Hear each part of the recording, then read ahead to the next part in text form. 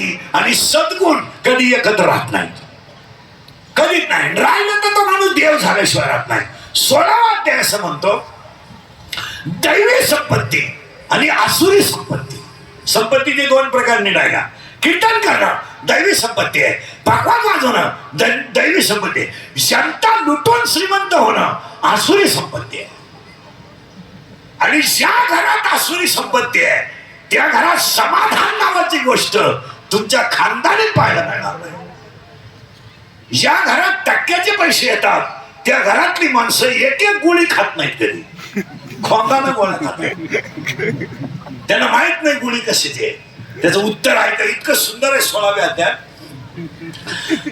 महिला मंडळ लक्ष्मी जर घरात आली यावी का जावी, यावी. आल्यावर स्थिर राहावी का लगेच जावी, स्थिर राहावी. पण सगळ्या बसलेल्या माणसांच्या घरात लक्ष्मी येते पण स्थिर राहत नाही. येते, यायची आहे काय नाही, माहिती काच राहत नाही. त्याचं उत्तर आहे का कोणत्याही कामात कमी कष्टात जर टक्का काढला तर ती संपत्ती आसुरी संपत्ती आहे. आणि आज जगातली 99% माणसं टक्क्यावरच आहेत.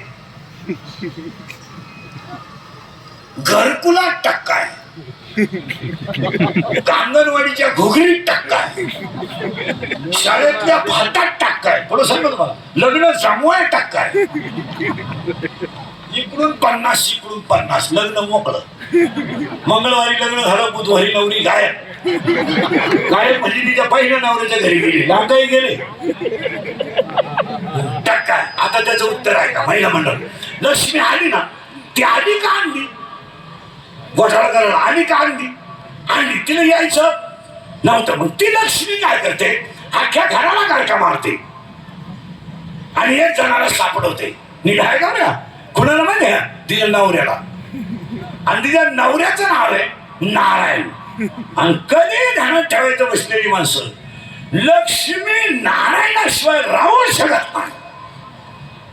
आणि जगातली सगळी माणसं माझ्या सगळं लक्ष्मीच्या मागे लागलेत, नारायणाचा कोणी विचारच करेल.